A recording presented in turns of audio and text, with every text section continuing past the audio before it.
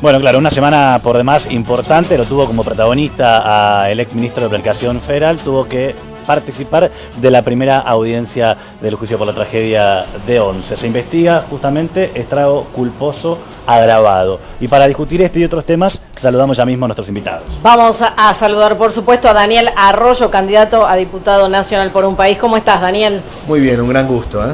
Bueno, encantada. ¿Qué opinas del clip que estuvimos viendo con respecto a Debido?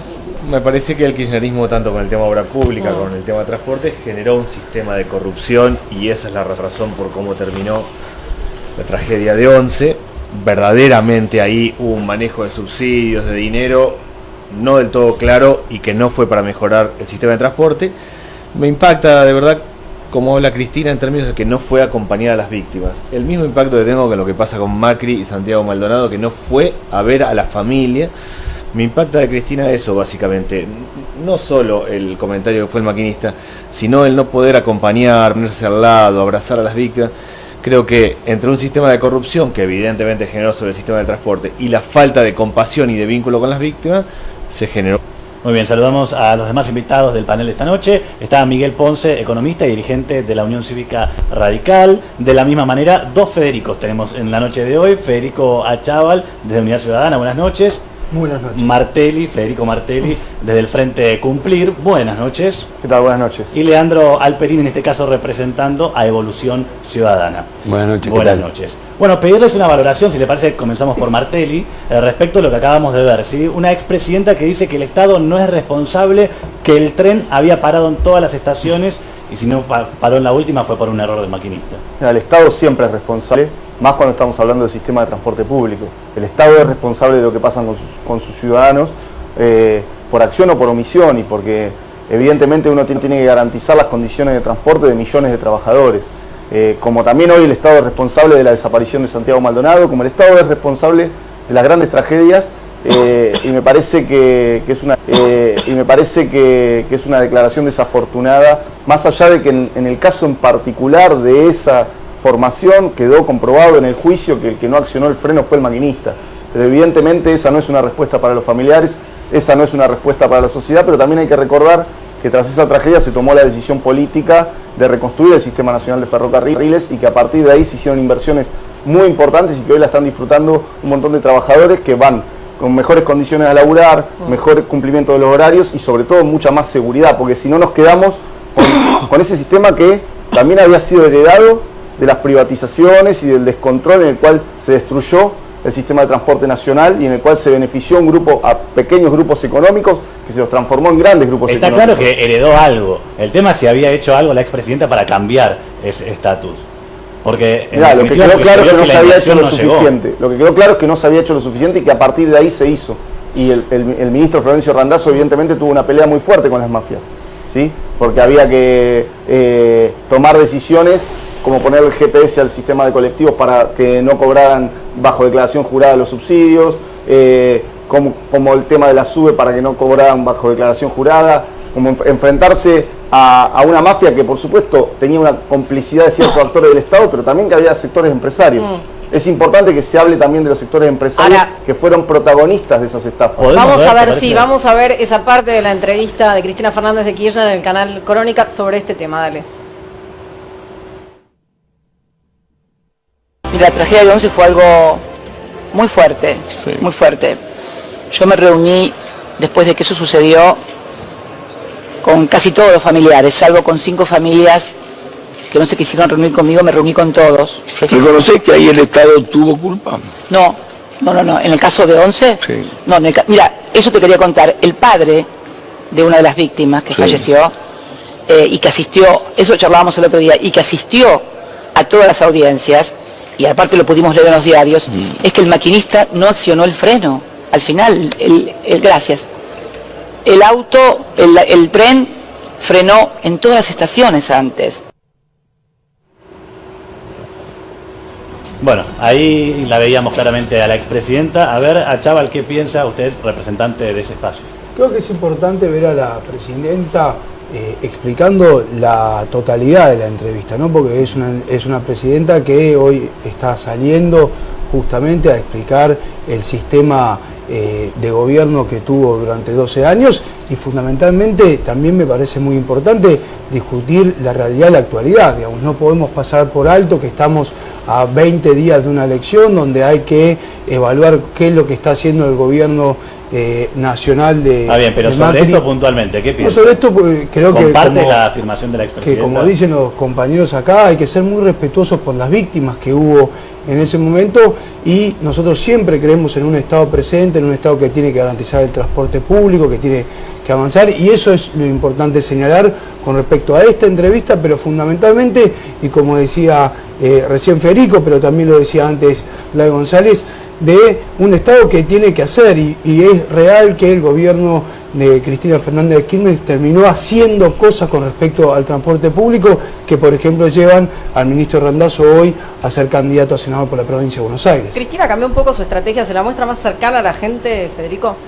Creo que son distintas etapas que hubo en esta última parte de la campaña, hubo una parte muy importante en la que fundamentalmente se puso a la ciudadanía, a la gente que vio vulnerados sus derechos en este último tiempo como eje central de la campaña. Habíamos visto muchos de los distintos sectores involucrados en la economía, en la ciencia, en el empleo, nuestros abuelos que se les cortaban los medicamentos y en esta última etapa sí una Cristina mucho más presente, yendo a los distintos municipios del conurbano de la provincia de Buenos Aires, explicando con franqueza la totalidad del pensamiento en oposición al que hoy demuestra el gobierno de Macri. A ver, seguramente esta semana han escuchado y les habrá llamado la atención ver amenaza de bomba en una escuela, luego en 15 en un mismo día, el sabotaje al hospital de Morón, una caja de luz en Lanús, justo frente a la estación, zona concurrida, comercial. ¿Qué le genera? Ahora abrimos aquí el debate con Miguel Ponce y luego a todo el resto del panel. No, como lo hemos dicho más de una vez en este lugar, me parece que todo lo que está ocurriendo y lo que no está ocurriendo hay que mirarlo bajo el prisma electoral.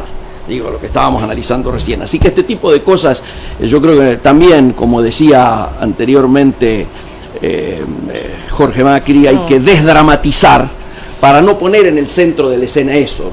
Digo, y lo uno con la particular situación que se analizaba recién, si hay o no hay cambio en la estrategia de campaña.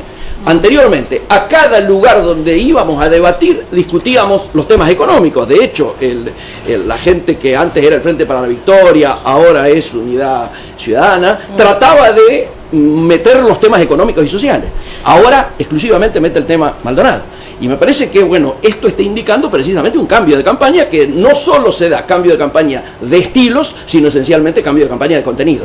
Achával, usted sufrió un episodio de violencia, ¿no?, en su unidad básica hace poco. Sí, justamente esos son los temas que nos preocupan porque ¿Qué pasó? Entendemos que nuestro discurso incomoda, que hoy estamos marcando las falencias de un Estado municipal absolutamente ausente, pero creemos en la discusión política, creemos en que hay distintos modelos en pugna y la verdad que haber sufrido 6 balazos en nuestro lugar partidario el día que lo íbamos a inaugurar, en el que teníamos la expectativa de que los vecinos se acerquen, la verdad que entendemos que en Pilar Cambiemos no había hecho una buena elección, entendemos que tienen obligación de levantar de cara a octubre, pero creemos que la violencia no es la vía. ¿Y quién piensa que está detrás de ese atentado? Creo que es parte de las viejas estructuras de la política, de las cuales muchas veces se usan en el territorio del conurbano en la provincia de Buenos Aires, que no entiende que lo que hay que hacer es discutir políticas públicas. Nosotros estamos convencidos que en Pilar, por ejemplo, falta un plan de seguridad, o recién lo escuchaba al intendente de Vicente López Macri diciendo que ellos proveen a los chicos en las escuelas los anteojos. En Pilar, ante el abandono del Estado, eso no pasa, por eso nosotros de nuestro espacio salimos en este último tiempo a instalar ese programa para justamente garantizar la educación a los chicos. Estamos convencidos que hay distintas alternativas, que nosotros evidentemente somos una oposición al gobierno del intendente Ducoté, pero creemos que lo tenemos que discutir políticamente, ojalá lo hagamos en el Consejo Deliberante y no en el territorio y no con la violencia. A ver, déjeme preguntarle aquí al Perín qué piensa, ¿no?, de esto que comentábamos recién, bueno, el ataque a la unidad básica, amenazas de bomba, supuestos intentos de sabotaje en lugares públicos. ¿Qué le genera? ¿Está tratándose de generar un clima de zozobra? Yo creo que lamentablemente estamos pasando por un tiempo en el cual la política mira exclusivamente para atrás, hablamos y debatimos sobre el pasado solamente o prácticamente con exclusividad, y la violencia, por otra parte, se ha impuesto como forma de resolver conflictos. El diálogo, la propuesta, los consensos parecieran no tener lugar, ¿no? Y esto acompaña, solidifica una lógica binaria de blanco, negro, claro, oscuro, buenos, malos. Bueno, yo creo que esto no es lo que pasa, no es lo que debiera pasar ni en una campaña electoral ni en una democracia. Episodios como el de la unidad básica de Federico no debieran suceder. Sindicalistas como el Caballo Suárez o el Pata Medina no debiera haber, y accidentes como el de 11 con gobernantes sin empatía para con las víctimas tampoco debieran pasar.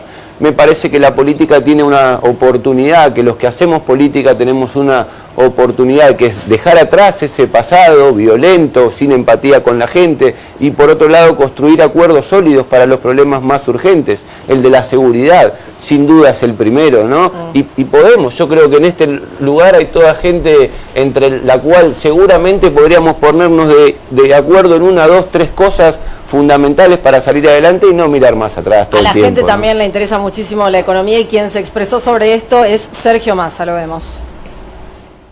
No podemos seguir en un país en el cual las tarifas aumentan un 80, un 100% y los sueldos un 25%, porque la gente pierde todos los días contra la boleta de luz, contra la boleta de gas, y lo que pierde lo pierde en el supermercado, en la farmacia, en comprarle un regalo al hijo, al nieto, junto con la mejora de los jubilados, el 82% en la mínima, la necesidad de la cobertura de medicamentos, son los temas que de alguna manera de verdad hay que discutir si queremos hacer algo que le sirva a la gente.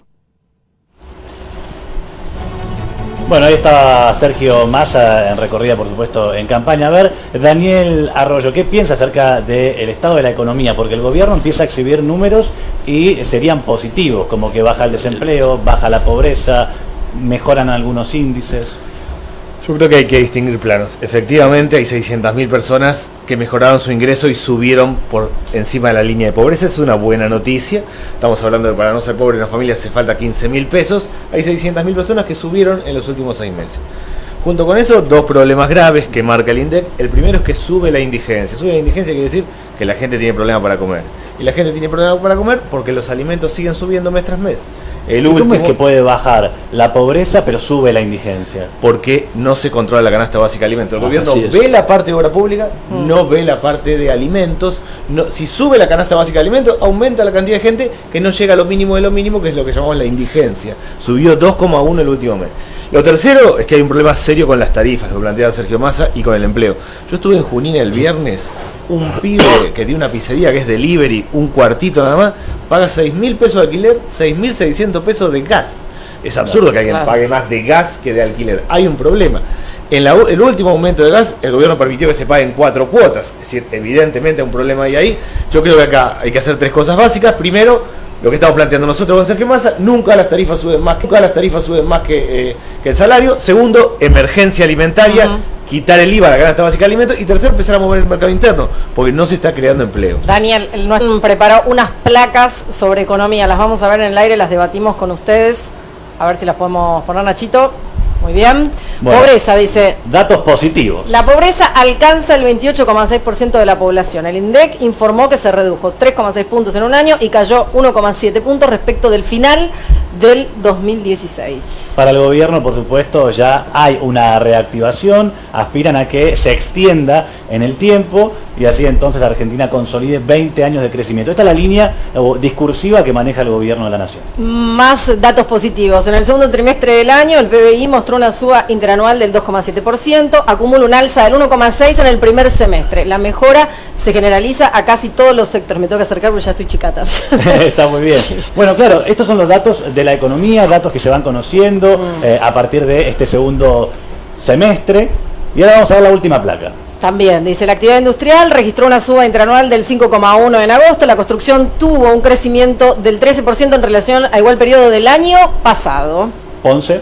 Sí, yo quiero completar lo que decía Daniel recién. A ver. Obviamente, al margen de estos datos positivos y de la mejora en el tema de la pobreza, a mí lo que me preocupa es que todavía es muy grave que el 42,5% de los chicos menores de 14 años sean pobres. Es decir, están un sector claramente que tiene que ver con nuestro futuro, está con esta situación que objetivamente debe ser atacada de raíz. Aquí nosotros siempre lo decimos, este país está dispuesto a ser el supermercado del mundo. Por lo tanto, la pobreza en la Argentina es un crimen.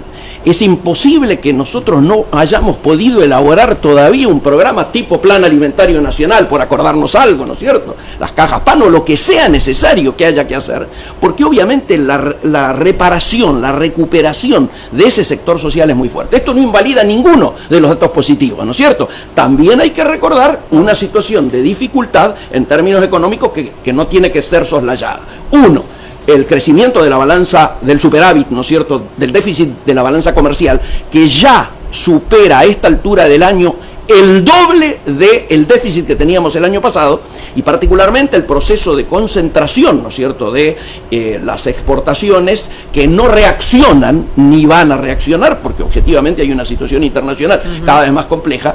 Y el segundo elemento es la velocidad de endeudamiento y de crecimiento de nuestra deuda externa, que me parece que este tiene que ser un tema a analizar, que no invalida los datos positivos, pero que tienen que ser tenidos en cuenta. Bueno, producto de los spots, vamos a ir a una pausa, pero antes lo presentamos a él, a Leandro Santoro, candidato a legislador porteño Unidad Ciudadana, que también se suma a nuestro debate. ¿Cómo estás, Leandro? Bien, gracias por invitarme. Bueno, ahora le vamos a pedir, por favor, alguna valoración, pero van a tener que esperar, porque otra vez estamos en campaña y tenemos que pasar los spots. Así que en minutos seguimos con más cuestionados. Dale.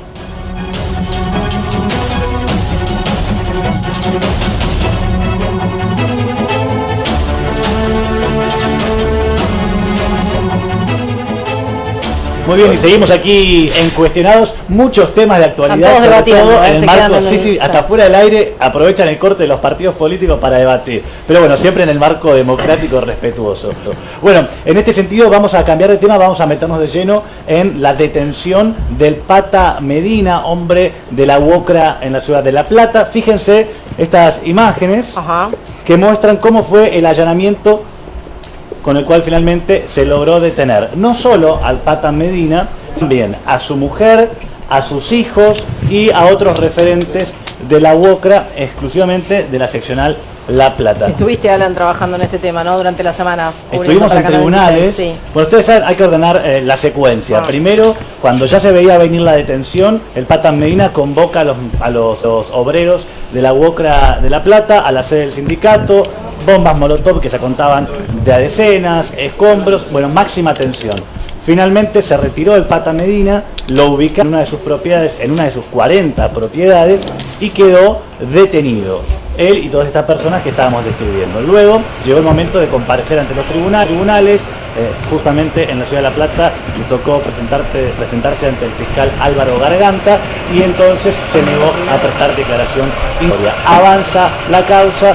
Secuestraron todo tipo de material, desde vehículos en total que se contaron en 100, un avión, un yate, un helicóptero, bueno, una vida de lujo y derroche, pero ahora no la va a poder disfrutar. A ver, le vamos a preguntar aquí a Leandro Santoro, hombre de Unidad Ciudadana, porque anteriormente, hablando con los referentes de Cambiemos, nos planteaban que Scioli en su momento había elogiado y apoyado al Pata Medina. ¿Es así?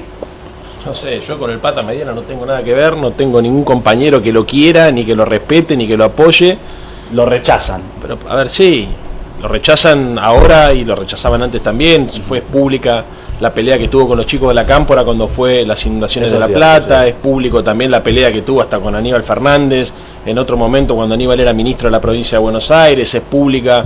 En realidad el Pata Medina creo que extorsionaba a todo el mundo, ¿no? Claro. Ahora, creo que es muy importante entender acá que si bien es cierto que hay un sector de la dirigencia sindical, política, económica, pero en este caso sindical, argentina, que es corrupta y que tiene que dar explicaciones y que vulnera o que falsea el pacto social con sus bases sociales, también es cierto que el gobierno está tratando todo el tiempo de estigmatizar la organización de los trabajadores porque tiene en carpeta una reforma laboral. Entonces, una cosa es que haya sindicalistas corruptos y otra cosa es que el sindicalismo sea o no sea una herramienta necesaria para defender los derechos sociales y los derechos de los trabajadores. Entonces hay que contextualizarlo, porque yo tengo la sensación que si fuesen en serio contra las corrupciones o las mafias en las distintas instituciones de la sociedad, hubiesen hecho algo, por ejemplo, con el Momo Venegas, hubiesen hecho algo a partir de las declaraciones de la hija del Momo Venegas, que dijo que había 15 testaferros de su padre que se habían quedado con su fortuna, con la plata negra, y sin embargo eso fue en la misma semana que la detención del Pata Medina, y a ningún funcionario de este gobierno se le ocurrió salir ahí a intervenir la UATRE. Entonces, ¿qué quiero decir con esto? Que hay que tener cuidado y hay que estar atento. Una cosa es que se vaya contra la corrupción, que eso es necesario, sano, saludable para la democracia, y otra cosa es que se pretenda deslegitimar la herramienta de organización y de representación de los trabajadores, porque este gobierno está buscando una flexibilización laboral para bajar salarios, para desarmar los convenios colectivos y para generar un mecanismo de autoindemnización, una reforma a la brasilera. Por más que lo nieguen, esto que estamos viendo ahora es parte de una operación psicológica para generar las condiciones para avanzar hacia esa reforma. Bueno, ahora vamos a compartir, gracias Leandro, vamos a compartir una parte de la entrevista de Cristina Fernández de Kirchner a Crónica. En este momento habló de qué, de la corrupción. Creo que hubo hechos de corrupción y funcionarios que cometieron hechos de corrupción. Esto es innegable y creo que estos funcionarios deben responder por esos hechos. No tengo ninguna duda. Ahora, tachar a todo un gobierno de corrupción por el hecho de determinados funcionarios pueden haber cometido hechos de corrupción, no. Bueno, ahí veíamos las declaraciones de la expresidenta. En este caso rectificamos al diario El País de España. A ver, Martelli, ¿qué piensa? Sí, me parece que queda claro que un dirigente sindical que es corrupto y que se enriquece a costa de sus trabajadores después no los puede defender. Porque como lo metieron preso al Pata Medina, los tienen a un montón en carpeta, y como los tienen a un montón en carpeta, el plan de lucha de la CGT está paralizado, y un montón de medidas de lucha que debería llevar adelante el movimiento obrero están en veremos. Entonces, evidentemente, en primer lugar, está claro que un dirigente sindical, si es combativo, si va a defender a sus trabajadores, tiene que ser honesto, porque tiene que saber que este gobierno lo primero que va a hacer es tratar de extorsionarlo, o para que no luche, o si lucha, sacarle la carpeta para que vaya preso. Y por otro lado, que esta detención del Pata Medina no se transforme en una carta blanca para los empresarios de La Plata, con los que yo he discutido y hemos compartido la preocupación por los sobrecostos y la dificultad para construir en La Plata, pero que no se dé vuelta la taba completamente y que no se transforme en una carta blanca para contratar en negro y para sobreexplotar a los trabajadores de la construcción, porque en definitiva eso es un riesgo grave que corremos ahora. A mí me parece que, lo del Pata Medina está claro que es un hecho, que es corrupción, violencia, todo junto. Yo creo que estamos entrando en una tercera etapa de corrupción. A mí me parece que el menemismo fue una etapa de corrupción clásica. Había alguien que se quedaba con un sobreprecio, había varios que hacían hechos de corrupción. En el kirchnerismo se generó un sistema de corrupción a través de la obra pública y a través del dos lados del mostrador. No bajan los alimentos, porque el que tiene que controlar tiene intereses en uno de los supermercados más significativos. No bajan los medicamentos, porque eso requiere en serio una política distinta para adelante. No se escondan casos como el de Caputo, que el presidente dijo no le vamos a dar obras, y ahora nos enteramos que en los últimos 15 días ganó obras por miles de millones de pesos. Entonces, en definitiva, otra vez los amigos del poder metidos en los negocios de la construcción. El íntimo amigo del presidente metido en los negocios de la corrupción. Ahora, 24 horas en línea lo del Pata Medina. Ahora, de lo de Caputo, ¿qué se dijo? Se dijo muy poco, salió en muy pocos medios. Y estamos hablando de miles de millones de pesos, no de 40 casas o de 10 autos, miles de millones de pesos, y evidentemente parece que hubiera una corrupción que hay que denunciar y otra corrupción que no hay que denunciar. Con el tema de las mafias, que Gladys González dijo un montón de cosas del país, de las maravillas de Gladys González. Lo volvieron a meter a Stiuso en la AFI. ¿Qué peor mafia que esa? Cuando yo iba al programa de televisión hace 2 años decía, ¿cómo el gobierno de Cristina tardó tanto tiempo en echarlo a Stiuso? Todos los periodistas me decían eso. Yo decía, bueno, tarde, pero lo hizo. Ninguno de esos periodistas que me decía eso ahora habla de cómo Stiuso vuelve a tener influencia en la AFI. Sí, estábamos con lo del Pata y antes estuvimos con lo del caballo. Sí. Con Gladys explicando un poco esta situación y de alguna manera la banderada en esa pelea. En la línea de lo que decía Daniel y que ha ido saliendo, yo lo que creo es que estamos mirando exclusivamente la mitad o lo emergente de estos dos escándalos. Pero acá está faltando mirar cuál ha sido el rol de los empresarios. Hay empresarios, a ver, el Pata trabajaba solo, ¿a quién le cobraba? ¿Quién le pagaba al Pata? Acá cuando habla Caballo de que había empresas, etcétera, ¿de qué empresas eran? Es decir, me parece que está faltando, estilo Brasil, donde en Brasil tenemos tipos que hablan, que avanzan, que cuentan cosas, que destapan a otros empresarios. Acá el sector empresario, la Cámara Argentina de la Construcción, mira para otro lado, distraída como si no tuviera nada que ver con las cosas que han pasado. Me parece que está faltando ese otro costado que claramente pondría luz sobre estos hechos y entonces sí estaríamos convencidos que se está intentando hacer justicia en serio. Antes de continuar con el debate, vamos a ver a la gobernadora de la provincia de Buenos Aires, María Eugenia Vidal, refiriéndose al Pata Medina. En esta Argentina nueva y en esta provincia que nos comprometimos a cambiar, no hay más lugar para las mafias. Y esto no empieza ayer, hace tiempo que empezamos con esto. Empezamos cuando combatimos el delito dentro de las fuerzas de seguridad, cuando avanzamos y entramos en barrios donde nunca antes se había entrado, peleando contra bandas de narcotraficantes y decomisamos más droga que nunca antes, tanto a nivel nacional como provincial. Empezamos cuando vemos situaciones como la de La Salada y yo tengo que reconocer el trabajo de la justicia en este caso. Bueno, ahí la veíamos a la gobernadora de la provincia de Buenos Aires, Abel Alperín. Yo creo que, aunque parezca increíble, es real. Si nos enteramos que hay un caso de corrupción, lo que tiene que pasar es que la justicia tiene que intervenir y no tenemos que compararlo con otros casos. Lo que terminó en este país pareciera ser la impunidad. La corrupción va a seguir existiendo. Lo que no puede pasar es que los gobiernos apañen a los corruptos, ni a los empresarios que corrompen funcionarios, ni a los sindicalistas que extorsionan, y la justicia tiene que funcionar. En este caso con el Pata Medina funcionó, en este caso con el SOMUS funcionó, no se los presiona para que le brinden impunidad. Bueno, esperemos que funcionen muchos más casos como estos, y para eso también creo que hay que rediscutir cuál es el rol del sindicalismo. Hay sectores como el de la educación, en donde hay 9, 10, 11, 15 sindicatos. Yo no entiendo que no cuando ayuda. se cuestiona al hecho de que la justicia haga caer a determinados mafiosos.